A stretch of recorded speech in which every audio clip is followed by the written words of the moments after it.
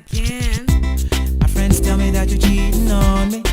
I don't want to believe it, but I've seen the letters in your bag. They say that you're messing around. My name is Kogberegbe. It's been years now that I'm married to Latest Kogberegbe. Notice you haven't been swayed. My name is Latest Kogberegbe. I represent all married men responsible now. Cause your love is hard to find. Latest Kogberegbe jẹ́ èèyàn tó jẹ́ pé onínú fùfù ni. And at the same time, a lè tún máa balẹ̀ díẹ̀ díẹ̀. Ìrìnbẹ̀rẹ̀gbẹ̀rẹ̀ tó mi ní ikú máa tẹ́ mi lọ́rùn o. Ìrìnbẹ̀rẹ̀gbẹ̀rẹ̀ tó mi ní ikú máa tẹ́ mi lọ́rùn o. Egbele kú egbele, olóore, ó fi kan gbà kan ní wọ́n ti wà lórí ẹnu ẹ̀. Telling you what's on my mind, you keep on making funny faces. Don't seem to realize. Bá ti gbé wá sókè, èmi àbá gbé lọ sílẹ̀. Tó bá ti ń gbé lọ sílẹ̀ gba ẹlẹ́mìí náà máa bẹ̀rẹ̀ wéré tèmi. We used to talk about things that hurt us. Now what you talk about? Tí mo fi ń ba lò, apá mi ò ká. Ẹni tí mo nà, tí mo tún làágùn. Èmi ọkàn lára tún ro. Tony May, inú fùfú ni. He's a caring man, and we understand each other. He's a lovable man. Ìjẹ́ bá kì í ṣe fún ọkọ yín, ẹ lẹ́n látọ̀dọ̀ Tèmi Kogberegbe. Ìgbéyàwó tó perfect, à ń pàṣẹ ara wa ni, and that's what marriage is all about. Ọkọ yìí kọ́kọ́ ló ní ilé o, òun àti ìyàwó ẹ̀ ló ní. Left, right, and center. You won't keep us. Mo ní ní ẹ̀kẹ́ la fẹ́ ṣe sí. Keep watching Mr. and Mrs. Kogberegbe. Ẹ máa wo Mr. and Mrs. Kogberegbe o. Lọ síbí kankan. We love you. Our family is your family. And your family is our family. Àjọ ń learn bó ṣe ń lọ ní. Tá a bá kọ́ lọ́dọ̀ wa la máa sọ fẹ́yìn. Àwa náà máa ń wo nǹkan tẹ́yìn náà máa ń post lórí social media. Àwa náà á fi kọ́ yìí náà. Ilé gbogbo wa ò ní dàrú o. Ẹ pé 50, ẹ pé 100, kí ni wọ́n máa tó pé? Ẹ jẹ́ wọn mọ́ o. Ẹ tolerate madam. Táwọn madam náà ṣe kí ni? Ẹ má jà o. Mr. and Mrs. Kogberegbe. We say no to domestic violence. No pointing fingers cause you played yourself. Now, take your time, don't let your time take you. Make your money, don't let your money make you. Má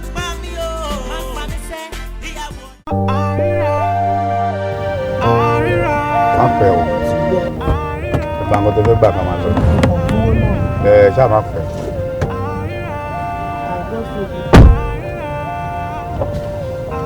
Ṣáà má pẹ́ jọ.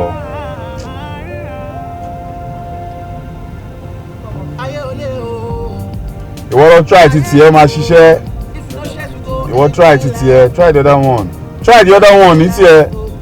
Ṣùgbọ́n ó máa ṣiṣẹ́ fún ìwọ oṣù ọ̀bàjẹ́. Ọlọ́run lọ́kàn mi pé wàá nídìí owó tó wàá rówó gbà.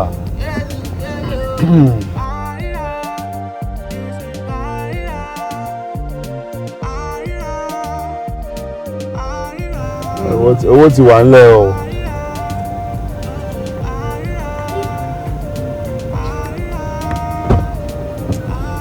Owó ti yapa o. Mo ní tó bú ha ha ha. Mo ní tó bú háì háì háì. Change yẹn náà máa tó wa náà. Ẹ là ń bá ká. Dùn ní. Since tó ti gba owó báyìí, àwọn kankan wà tí a ní láti ṣe lé o. Since mi ò dẹ̀ fortunately ṣòwò lẹ̀. Wọ́n dẹ̀ ti gba owó mo rí ẹ tó bù ń sìn. Owó wo ni mo gbà? Owó tó gbà ń sìn. Owó tó yẹ pé ẹni tó jẹ mí lówó ló fún mi ní gbèsè. Òun lówó tí mo gbà. Èèyàn tó bá jẹ ń gbèsè ṣùgbọ́n owó ẹ náà ni. Owó mi ẹ̀gbà tó wá jẹ́ owó mi kọ́ owó ọjà mi. Owó ọjà. Ó dà mo ti gbọ́ owó mi náà ni bọ̀tí mi ò lówó lọ́wọ́. Really? Ìdún ní má ṣe bẹ́ẹ̀. Èmi rò pé owó mi owó tèmi náà owó ẹ ni. Get it wrong. Ó yẹ ká jọ kọ́mọ lùbọ́ ni now. Owó ló ń sọ fún mi pé àwọn kankan wà tó yẹ ká ṣe nílé yẹn àwọn ibì kan wà tó yẹ ká tún dí o láwọn ibì kan wà tó yẹ kí plumbing works so ìwọ dẹ̀ ti ní tó lè yá wa nìyẹn so yá family lówó kí family rówó náà náà.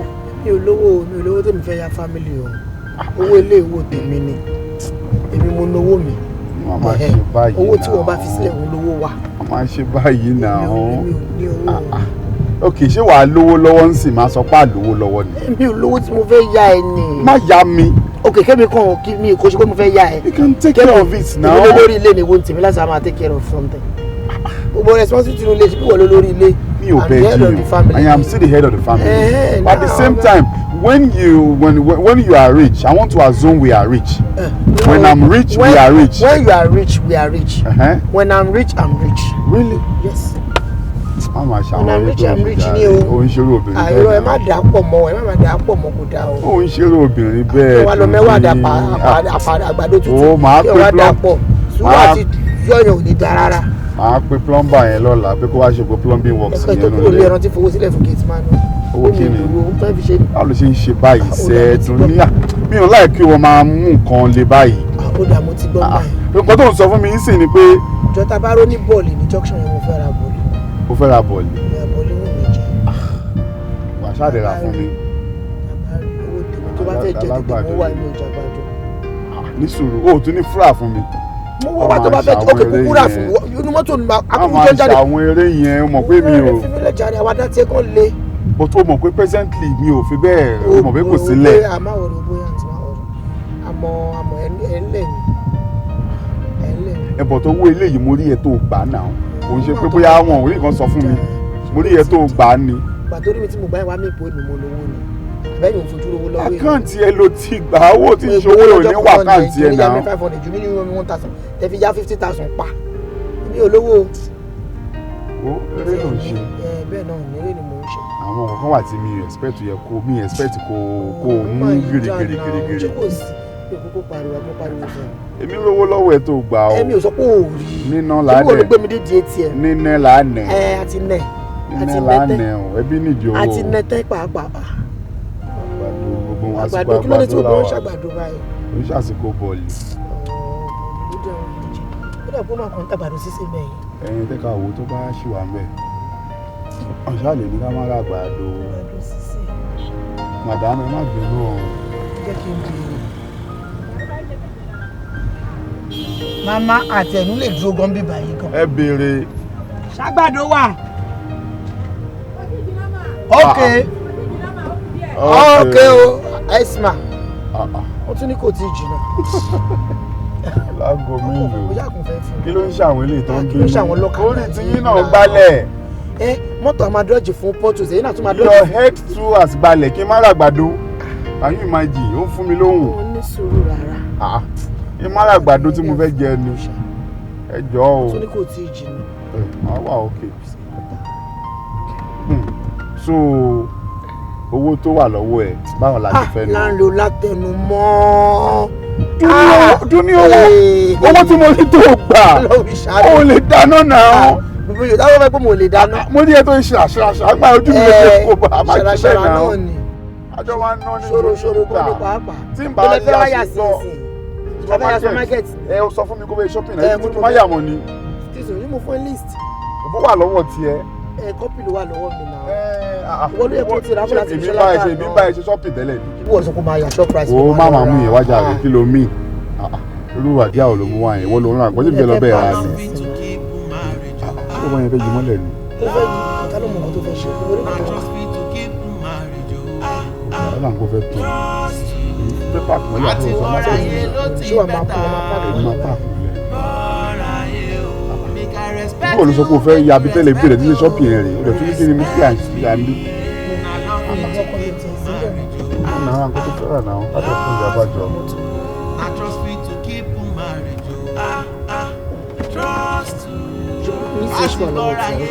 mú tọwọ́ ẹ̀ dání ní ìlú ìtìlọ́wọ́ ṣé mi ni màá mú lè sàkàdé gba ọ̀nà ọkùnrin mú lè islam bàbá.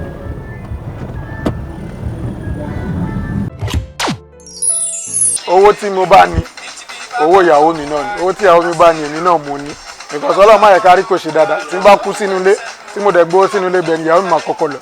owó ọkọ mi owó mi ni àtàwọn ọmọ mi owó tèmi kì í ṣe owó ọkọ mi ìdí ni pé ọkọ mi lè jáde kó mówó mi jáde ó jẹ kó mu nínú ẹ̀ kó tún ṣe fàájì pẹ̀lú àwọn tí kò yẹ kó ṣe fàájì ó rò pé bóyá gbogbo ayé ń lọ ń ta àmọ́ owó tọkọ mi èmi àánú àwọn ọmọ mi àánú àjẹun nínú ilé àwa òkè. owó tèmi bá ní èmi mo lówó mi ìyàwó mi kọ́ lóní nítorí pé tí n bá kọ́lé kí n kọ́ gbogbo ẹ̀ tí n bá kú ìyàwó mi ó máa fẹ́ lómi. I love you to keep marriage, oh. Love you. Not just me to keep marriage. Trust you. Michelle, good afternoon. Make I respect you, make you respect me. Respect me. I love you to keep marriage. Love you. I trust me to keep marriage. Trust you. Àti gbọ́ra yé ló ti bẹ́tà. Gbọ́ra yé o. Make I respect you, make you respect me o. Tó ń follow script àbò ń follow list tó kọ. Àbẹ̀rẹ̀ ní àti ìrà nǹkan àfẹ́ tí mi tó mò ń follow. Àwòtọ́ ni o, má ra nǹkan tá a nídìí o. Àwa nídìí nìkan ni kó ra o. Ìṣòwò lẹ̀ o. Wà á gbọ́dọ̀ follow Avera, ká má lọ náwó ọjọ́. Ṣé wọ́n lọ́ra? Jẹ́ kí n ra deodorant kan bẹ́ẹ̀ ọ̀dọ̀ mọ̀ pé tí mi bá mówó jáde nílé máa ń kọ́.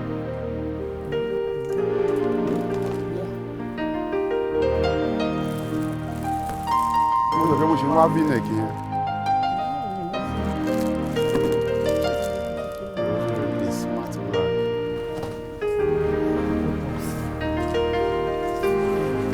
I think I'm okay.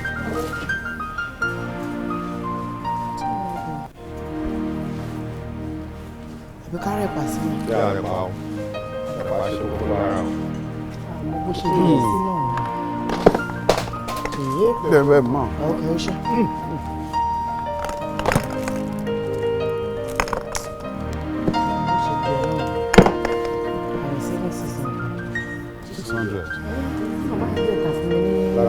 Ayé lọ́jọ́ yìí.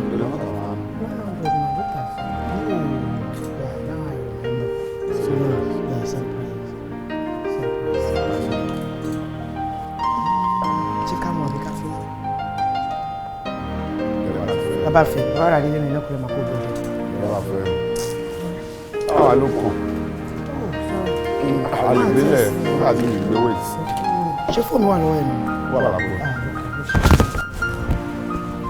Ẹ increase AC ní a lè máa shop kúrú máa mú wa. Tẹ̀lé.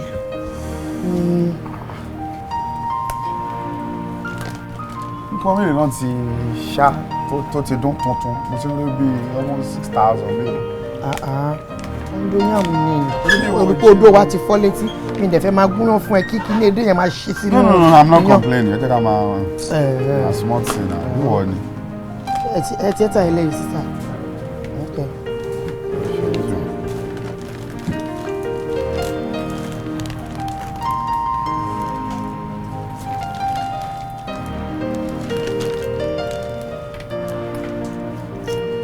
Ra èyí tó kàn mí ọmọ ilé gbogbo ètò ìra èyí tí gbogbo ilé ni wọ̀tẹ́lẹ̀ bàbá kọ́kọ́ fi ṣágàrí.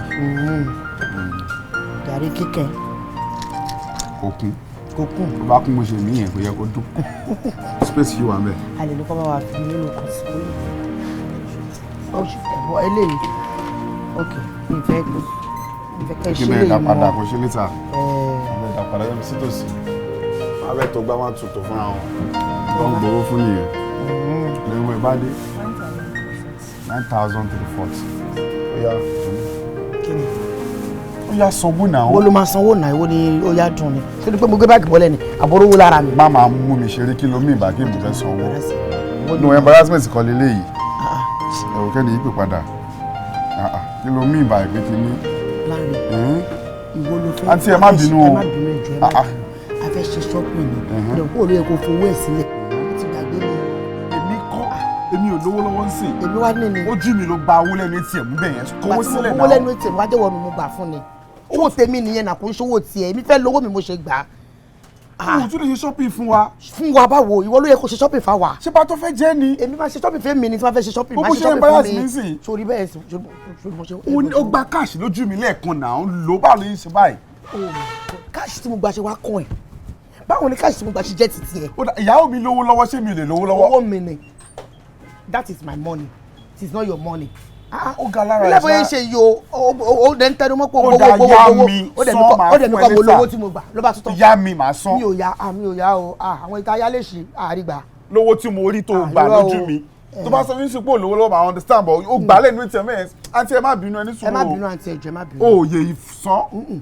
mi ò san o kò sówó lọ́wọ́ mi o. ó ga lára ẹ̀ ṣá. ó pín báyìí lọ́wọ́ mi owó tí mo gbà ẹ̀kọ́ ń ṣòwò mi ìdẹ̀lẹ̀ yọ tẹ́ǹkọ̀ bọ̀ nú ẹ̀ ẹ bá mi ṣí yẹn náà mọ̀ ń gbà yẹn tó pàṣẹ. láyé ẹ filẹ̀ gbàgbé wọ́n bẹ ṣí kí ni wọn. o tún lè sanwó yẹn fún mi. àǹtí ẹ mú iṣẹ́ ní pos ìjà lọ pos ń jà rẹ̀. o lè san yẹn mọ́ kó pọ̀ o. ṣé ẹ fi sí fúnra mi trust ẹ̀yin náà obìnrin kankan náà ni gbogbo yín ẹ má bínú aláyé can you imagine. na love fit to keep marriage tí wọn náà ra kíní ọwọ́ rí o yarí onóòrà. ó ṣáà ti wọ́ mi ń sìn. ọ̀rọ̀ ẹ̀ wọ́n ti ẹ̀ kọ́kọ́ lówó ẹ̀ náà nínú ìyí dá padà náà. aláwọ̀ ìtẹ́ ya lè ṣí ẹ̀ ló ti fẹ́ ya ní.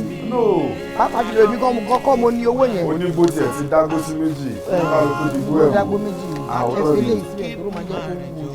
thank you àti ẹ ṣé o. ẹ ṣeun àti gbọ́ra yé ló ti bẹ́tà gbọ́ra yé make I respect you. Joni ṣorí tí mi ò bá sọ̀rọ̀ ó bá dáa pé bóyá gbogbo nǹkan tó ń ṣe ń tẹ́ mi lọ́rùn àbí pé bóyá mo kàn ká sára I was embarrassed. níbo. kí ló kọ̀ sí ẹ láti sanwó ń bẹ̀ yẹn. owó kìnnì. ó ní káàṣì lọ́wọ́ a ṣe shopping tán dùn ní ká ní mi ò rówó lọ́wọ́ is another thing ó káàṣì ló gbà lójú mi létí ẹ ṣe wá jẹ́ pé káàṣì ọwọ́ tèmi ni wọ́n bank on kí ni process pẹ̀lú owó tèmi. I wasn't banking on it but owó tó wà ní káàdì mi gan ò tó ṣé bébí mọ̀ pé a fẹ́ ṣe shopping fún family ni ẹ jọ kí ló stop ìyàwó láti lo owó ẹ̀ láti shop fún family. kí ló fi kan èmi tó yẹ pé owó tèmi lè máa fi shop fún family how is that my responsibility. ojú tọkọ mi ìwọ lójú tì o. lọ́wọ́ tá a wà yìí ojú máa ti ọkọ ni. láì dáyàwó sí. I gave you the list tí n bá tẹ̀lé ẹ jáde nǹkan ṣó ní ra ni. ibo ní sùúrù ìwọ kó káàṣì dání tí mo fojú mi rí mo lè jẹ́ kó ọmọ ká sọ pé bóyá pé stop saying pé mo kó káàṣì dání. mo rówó yẹn lọ́wọ́ ẹ̀dùn nínú àwọn. stop saying pé o rí káàṣì lọ́wọ́ gbà tó rí káàṣì lọ́wọ́ mi nǹkan ṣé sọ fún ẹ pé mi lè mi lówó ni. ìwọ ló lọ́wọ́ ojú mi ló ti gbà ìwọ ló ní àkáǹtì ẹ ló wà má gbọ́ àgbẹ̀ yẹn wá pé òkọ ló ní. àwòdà èmi mo ní but owó tèmi ni kò owó dẹ̀ kan ẹ́ owó nǹkan tí mo fẹ́ ebi tí mo lọ gba owó nídìí irin o mọ nǹkan tí mo fẹ́ fowó ṣe tí mo fi lọ gbà. kò dáa. so èmi tẹ́mi wá gba ẹ̀ kémi wá máa yá ẹ. mi ní kò yá mi èyí tẹ yá lánàá ẹ̀ san. o ti ń twist ẹ. mi ò twist ẹ o. mi ò ní kò yá mi ní kí wàá ní kí n fi ṣe. take charge of that charges. ó gbóyìnbó yẹn. as in take care of the charges. take care of it now. ìdùnnú mi ni pé o fẹ́ jẹ́ kí n máa gbà ṣe ẹ ṣe. wá máa wọ orí kò lè tó yẹn o lè gbà ṣe mi ṣe ẹ̀kọ́ ṣe yẹn náà ni. ìdùnnú mi ni pé bá a ṣe shop tán yẹn so wọ́n ní dùn ní ó yá handle ẹ̀ kó o dẹ̀ ṣáwó pàràpàrà kó o dẹ̀ san ẹlẹ́dàá mi á súre fún ẹ. èyí tẹ́ tí ń gbà látọjọ́ ẹlẹ́dàá yóò ti súre fún mi o rántí 2 weeks ago 50,000 naira dùn ní yá mi 500 jọ yá mi 1,000 jọ kí ni mo fi ṣe kí ni mo fi ṣe. ok yá mi gáàsì tán ok yá mi 3,500 kí ni kò dé àwọn ọdẹ yá mi 5,000 ọmọ ọdún ní wọ́n fẹ́ sọ owó kí ni kò sùkú ok yá mi 5,000 ok yá mi 10,000 bẹ́ẹ̀ ṣe yá 50,000 bẹ́ẹ̀ ṣe yá pa nìyẹn ẹ yá pa pátápátá kò ná búrò lẹ́yìn. ìgbà tí mo yá owó yẹn ṣé mo fi ra ago èmi ò mọ̀. ìgbà tí mo ra ṣé mo fi ra bàtà ìgbà tí mo yá ṣé mo fi ra aṣọ ó ná padà sí fámìlì ni owó ó ná sí fámìlì. èmi ná sí fámìlì báwo ló ṣe jẹ́ iṣẹ́ tèmi láti náwó sí fámìlì. kò ń ṣiṣẹ́ ẹ̀ àdùn ní èèyàn burúkú ni ẹ o. èèyàn burúkú ni wọ́n gan láàrin fímílẹ̀ jàre má sọ mi jẹ arúgbó má sọ mi di àpá. ó sì yàwó dáadáa o. tó bá yá ń sìn tó bá yá ń sìn má ní kò sọ́jà nínú ṣọ́ọ̀bù náà èyí wọ́n rí kọlu máa kọ́kọ́ bèèrè lọ́mù kékeré mo fowó ṣe kí ló wá fowó yẹn ṣe èmi ò dẹ̀ fẹ́ kí ló wá fowó yẹn ṣe. owó ẹ cash ti yáwó yẹn ti já ní cash tí mo rí o ní ojú mi mi ò ní mọ́ o. cash tó gbà yẹn kò ń ṣọ̀rọ̀ bíi 40,000 tó gbà lójú mi lẹ́ẹ̀kan. ẹ má sọ mi di dàbí mo ṣe dá o. àwa ra nǹkan 9,300 or so kó o má lè san nínú ẹ̀. mo máa san jọ ṣé o mọ̀ pé ká sọ pé ìgbà tó jáde ìwọ wá fẹ́ ra bí make up stuff kan tó bá ní láre bá mi sàn kan pé màá san. mi ò ní béèrè lọ́wọ́ ẹ̀ because kò kàn ẹ́ tí máa fẹ́ ra make up àbí mo fẹ́ ra powder bí kọ̀ọ̀kan kò kàn ẹ́ rárá kò ń ṣe business tiẹ̀. so níbi oúnjẹ káfẹ́ jẹ́ lẹ́yìn. níbi tá a pàdé báyìí owó tèmi owó mi àbí. no owó mi owó tiẹ̀ owó wa. how to see. no because we are your responsibility. You are the head of the family. Your job is to take care of us. Your job is to take care of us. But now that you are now switching it, o wa turn responsibility tiẹ̀ o fẹ́ turn ẹ̀ lé lórí. obìnrin ni ìka ni obìnrin. I'm not gonna do that anymore. No. I'm not doing that anymore. I was embarrassed. ó pẹ́. I was humiliated. ó pẹ́. ẹ wo òyìnbó mi sí. lójú sales girl yẹn mo wá ń bẹ̀ ó yá san mi ò san ó dẹ̀ jọ́ mi ò san ó lójú tí o. ní láti torí kojú òtí ẹ̀ tí wọ́n ní káàdì lọ́wọ́ kílẹ̀ tí wọ́n ná ìwọ ló káàdì yẹ tiẹ̀. kó o kówó yẹn sílẹ̀. kílẹ̀ tí wọ́n ná káàdì tiẹ̀. ìwọ ló yẹ kó o sanwó yẹn. owó tiẹ̀ gan káàdì tiẹ̀ gan sì tún wà owó sẹ́fà. ìyàwó àtọkọ ló ní. irọ́ ìyàwó àtọkọ ló ní. ìwọ ló náwó èmi lèmi lówó tèmi ìwọ ló lówó tiẹ̀. o lè yí owó tiẹ̀ mọ́wó mi. láyé o lè yí láyé ná owó ẹ̀ kémi náà ná tèmi. ná owó ẹ̀ kémi náà ná tèmi. owó wo ni mo ní tí mi ò sọ fún ẹ rí mo máa ń sọ fún ẹ màdìá owó kan dẹ̀ wọlé o màdìá owó wà ńlẹ̀ o màdìá kí ló fẹ́ rà o ìwọ ní owó mi tí ẹ mọ̀ pé o lè ṣá 40k lẹ́nu rin mi ò believe ẹ. ó dáa kọ́sítọ́mà mi ló yẹ sanwó yẹn síbẹ̀. má gbé yẹn wá àlàyé má gbé yẹn wá mi ò gbà yẹn gbọ́ gbé mi wá ó dáa mo gbàjọ ni. bájọ ẹ ni. tí wọn bá gbàjọ yẹn kì í san gbèsè padà. tí wọn bá ń dájọ máa ń kájọ ni. yẹn wá san gbèsè padà ni. ó ti pọ̀ ènìyàn owó wa ni. owó wa kọ́. owó wa ni kájọ dá ni. owó wa ni. ṣáàjọ jájọ ni o. ní ikú ẹ ikú ẹ. wo ṣòṣì fẹ́ jẹ́ṣu àtẹ̀yìn lọ́la bó jẹ́ṣu. a máa jẹ́ṣu. ẹyin mélòó. ṣáà àtẹ̀yìn àkìdán jẹ ni. àjọ ń jẹ́ náà wọ́n ló máa rà àti wà lọ́jà òyà bọ́lẹ̀ àti wà lọ́jà bọ́lẹ̀ kára. ṣé mi mo tún fẹ́ sanwó ẹ̀. ṣé mi mo tún fẹ́ ra ṣù. last month èmi ló ń bẹ́ẹ̀ sanwó gẹ́tìmá èmi bẹ́ẹ̀ sanwó oṣù ọmọ yẹn yá mi ni gbogbo ẹ̀ yá mi bẹ́ẹ̀ ṣe máa sọ̀rọ̀ lórí burúkú lẹ̀ máa wá kiri no ok ẹ̀yin ọkùnrin àyà yín lówó mọ́ ẹ jẹ́ káwa náà náwó tiwa káwa náà lákòjọ ẹ ṣàánú wa wọ́n ní ohun táyé bá sọ ẹ̀dà òun náà máa fi búrẹ́bù dẹ́là ẹ̀yin náà lè máa gbọ́ pé mo dá lókòwò ó jẹ gbárùn ni. ṣé o mọ̀ pé mi ò béèrè pé ẹ̀ẹ́dẹ̀ sọ fún mi pé jẹ mi lóko ẹ̀já mi ò ní gbà kí n jẹ mi nígbà. àní má yà mí san don't borrow me take care of that bill. o ní tìjú ni tó bá jẹ́ wo ní tìjú ni màá sọ pé kí n máa take care bills ní títí. once in 10 times. o ní tìjú láàrin bíi mẹ́wàá. aláàrin o ní tìjú tó bá jẹ́ oníṣòwò ni màá sọ pé kí n máa take care responsibility títí ẹ. ó yá ní sùúrù. ọkùnrin mélòó ni màá sọ pé ìyàwó mi nǹkan ni kò máa lóúnjẹ sí ọkùnrin wo ló ń sọ. àníkò ní sùúrù owó ọdẹ tó sọ yẹn owó ọdẹ ilé wo. ọdẹ ilé wo ṣebí ilé wa ni. ilé kí ló pé. ilé wa. ilé kí ló pé. ilé wa ni. àjọ ń sun bẹ̀ ni tó o bá san kò burú jù. láńre ṣé o mọ̀ pé argument ṣé o mọ̀ pé o lè argue ẹ̀ níta ṣá. kí ló dé. o ṣe máa ríro argument báyìí ta. mo láwọn ọ̀rẹ́ tíyàwó tó máa ń cover fún wọn. máa wúrú àwọn ọ̀rẹ́. ìwọ ò lè cover fún mi. máa wọ àwọn ọ̀rẹ́ tíyàwó wọn cover fún wọn wà á rí pé gìgì lẹ́sẹ̀ wọn ti ń gíràn ibi ìgbà sàn báyìí ó ti ń gíràn ìyàwó wọn ṣe máa cover fún wọn. àìtẹ́yìn kálá ń fọwọ́ bò náà tó bá tọkọ ìyàwó ṣe kán jókòó sílé wọn kán má máa rí yìí. àìtóyàwó ní kó jókòó sílé àwọn family ẹ tí ó bá tóyàwó ní kó jókòó kó má níyàwó o lè níyàwó kó máa excess ìyàwó ẹ kó máa take care of responsibility ẹ. behind every successful man there is a successful woman but you are just you have refused to rub your success on me. owó ẹ ò ń dáná success ẹ ò fẹ́ kájọ ní epo ẹ ò fẹ́ kájọ la jẹ́ kájọ la epo ẹ. behind a successful man there is a successful smart intelligent woman not a fool. ṣe máa yáwó lọ lẹ́yìn ní sọ ẹ má yáwó lọ́wọ́ mi mọ́ ó dẹ̀ mi ò rí ọ.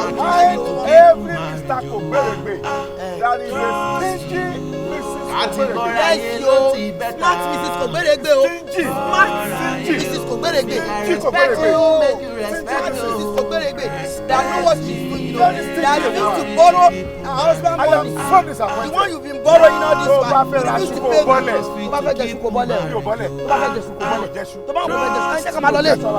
àti gbọ́ra yé ló ti bẹ́ẹ̀ ká máa lọlé o tún lè bọ́lẹ̀ kó ra ṣù wọ́n máa sọ kó fẹ́ jẹ̀sùn o tún lè bọ́lẹ̀ jẹ̀sùn ní sójà lọlé àjẹsù. lẹ́tọ̀ yìí yé o ara lé o èrò ọ̀nà ẹ wá wo ètò tá ń sọ ètò yìí ó kọ́ ni lọ́gbọ́n ó kọ́ ni lóye ẹ jẹ́ ká jọ gbọ́ ẹ jẹ́ ká jọ wò ó ìwọ ìyàwó gbọ́rọ̀ sọ́kọ lẹ́nu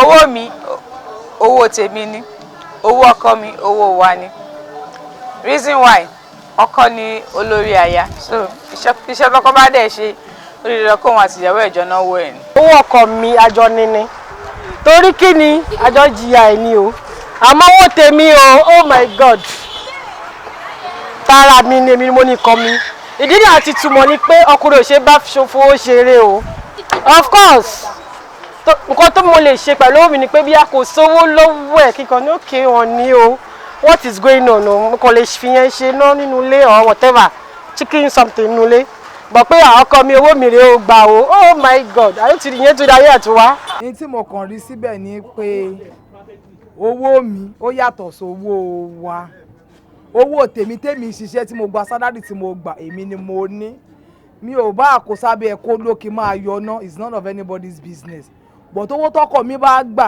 àjọ máa yàtá àtìrì àjọ máa pín ni sá lọ lògáàdì la máa lò divide and rule tó bá gba 1 million àjọ máa ṣàṣì wẹ́wẹ́ nítorí pé nǹkan ẹ̀tọ́ ẹ̀ ní láti fi sílẹ̀ so owó tèmi ó yàtọ̀ sí owó tọkọ mi kẹ̀dẹ̀rẹ̀ àjọ máa ná papọ̀ ni owó tèmi no it's my money. owó mi owó èmi àtọkọ mi ni owó ọkọ mi owó èmi àti ẹ̀ náà ni ọkọ mi lè bá mi náwó mi mo lè bọ́kọ mi náwó ẹ̀ náà because we worked together and I think owó àwọn méjèèjì owó yẹn is for both of us for our family and other things I can't keep my money from him he can't keep his own from me so we have to use the money together owó àwọn méjèèjì náà lówó mi.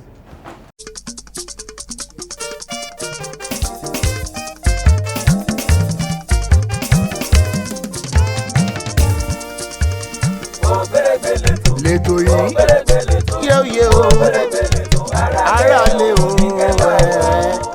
ara lé o èrò ọ̀nà ẹ wá wo ètò tá ń sọ ètò yìí ó kọ́ ni lọ́gbọ́n ó kọ́ ni lóye ẹ jẹ́ ká jọ gbọ́ ẹ jẹ́ ká jọ wò ó ìwọ ìyàwó gbọ́rọ̀ sọ́kọ lẹ́nu Kogberegbe ètò yìí o ara lé o. Na love fit to keep marriage o. Love na trust fit to keep marriage o. Ladies and gentlemen, on behalf of Mr. and Mrs. Kogberegbe season 7, 8 and 9, my name is Damila Labanire. And with me, my technical team, every person here have contributed one way or the other to make this season 7, 8 and 9 a great success. And I must say thank you very much for your enduring patience and for putting out your best in making this happen.